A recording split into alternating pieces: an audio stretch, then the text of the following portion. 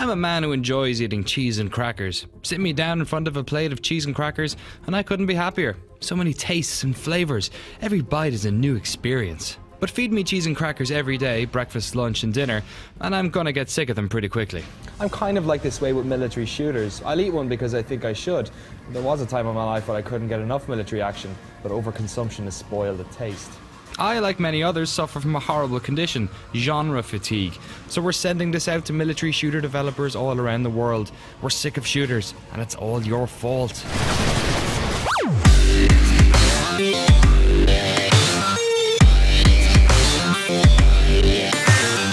Shooters have been at the forefront of gaming for well over a decade. They come in various shapes and sizes, but the most popular of all is the military shooter. In 1999, Medal of Honor laid the foundation for what has been 12 years of incremental updates to the subgenre. For about 7 of those, World War II was the popular choice, but by the time Call of Duty 3 was released, the global gaming community had had enough of killing Germans. Especially the Germans, they were really fed up.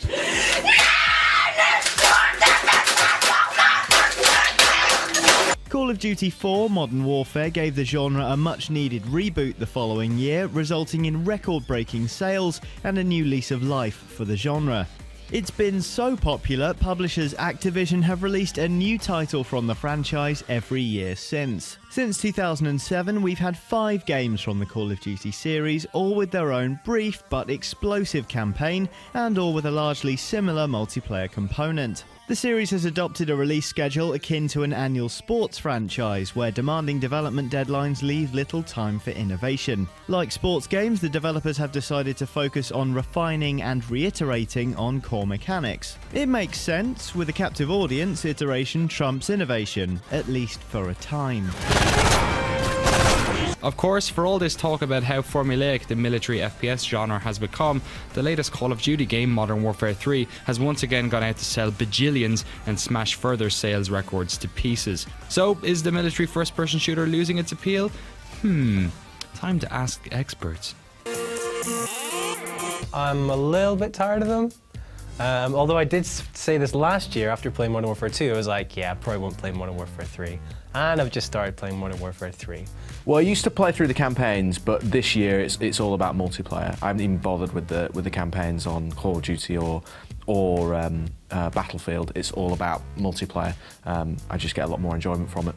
I must say, I'm probably getting a little bit sick of them now, but you know, they're still enjoyable games and I still like to play them, you know. Latest Call of Duty, great, stuff exploded, you know, I walked around a city, buildings fell down, like, I went in a train, it blew up, and it never stopped, and it was fun. It was like playing a Michael Bay film, so that's fine. I will generally start with the campaign, because I like to tell myself I'm training for the multiplayer, although that's generally not a great way to train for multiplayer. I played a little bit of Battlefield 3 single player and it felt as though it was going through the motions a little bit and I just didn't have any inclination to play through it. As much as I love the multiplayer, it doesn't seem like the campaigns were particularly memorable for our panel. Can you guys even remember what happened in Modern Warfare 1 and 2? So the plot of Modern Warfare 1, no. Russian dude called Zakiev. Bad guy with the glasses and the hat. Zakiev? Took over some Middle Eastern country. He's a nutter. I know there's Soap McTavish and... Like there was a scene with a Ferris wheel. And then you get a sniper and you shoot him in the arm, right, in the first one. Some stuff happened and then you almost died at the end. The ending was really good, actually, the first game. I loved that. The White House gets blown up. Just, you put me on the spot, but even like major plot points I wouldn't be able to explain to you, no. All I know is that you go around and you blow crap up. Experts, eh? Well, the consensus seems to be that the campaign is what's grinding your gears, which is interesting when you remember this form of short and focused campaign was considered a breath of fresh air in 2007. COD 4's campaign was lauded by gamers and critics alike for its varied environments, explosive set pieces, and clever pacing. This has proved even more impressive when you consider most FPS games were pushing between 10 and 15 hours long back then, and short campaigns were often the target of gamers' criticism. Modern Warfare was helped by having an addictive, infinitely replayable multiplayer component. So the campaigns are repetitive and predictable, but does that even matter? Aren't these games just fun action movies? I think you can't take it too seriously, and I think that's kind of the problem with it at the moment. So people trying to take these things too seriously. It's changed initially the way that personally I've related to first-person shooters and kind of given it more of a grounding and more of a firm base to get grasp of. But over the years, you know, like everything, once you get used to it, you know, they've had to keep upping the ante, and it's gone slightly further than I think that initial reality hook that I really liked. It may have overstretched itself. I mean, they are incredibly addictive. They offer something that the mass market can really wrap its head around. You know, it's a shooter, it's a modern military shooter. I moved house recently, and the delivery guy asked what I did for a living, and I said journalist, games journalist. And he went, oh yeah, I play FIFA and COD. And I went, do you play anything else? No, I literally just play FIFA and COD. And I was like, wow. That's fair enough. These games are short and exciting, a known quantity, with explosive campaigns that allow high street gamers to get their rocks off without having to put aside days of their free time. I guess they'll continue this way forever and nobody will ever get bored and stop playing them. Right?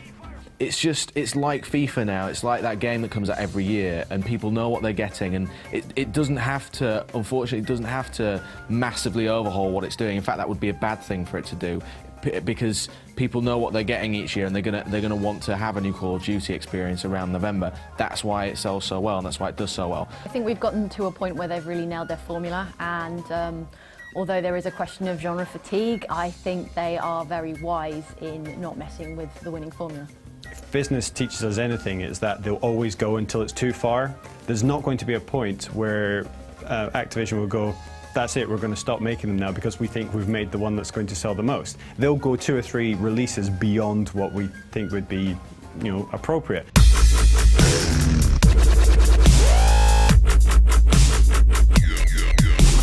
So, while these games fill a genuine demand in the market, could it be that the mass market appeal of these games means that innovation is unlikely to come until it's too late? That, like Guitar Hero and Tony Hawk before it, Call of Duty is destined for a sharp downfall that will kill the series. Clearly, a solution is required, and who better to ask for ideas than real gamers?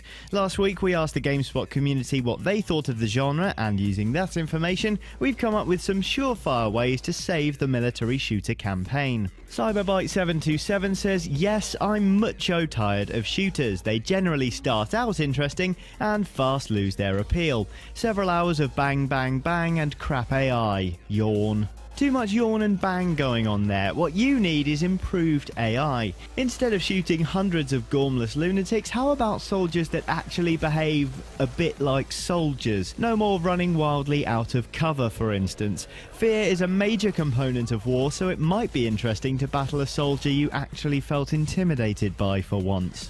At Imperial Creed said over Twitter, let me open the doors for a change. I'm sick of waiting for NPCs to do it all the time. Yes, less waiting around for somebody else to turn a simple handle, less obvious scripted sequences perhaps, and less quick time events. And do we really have to breach every single door? Our very own Tyler Weingarner says 2 words, player agency. Most shooter controls are essentially obfuscated next page buttons.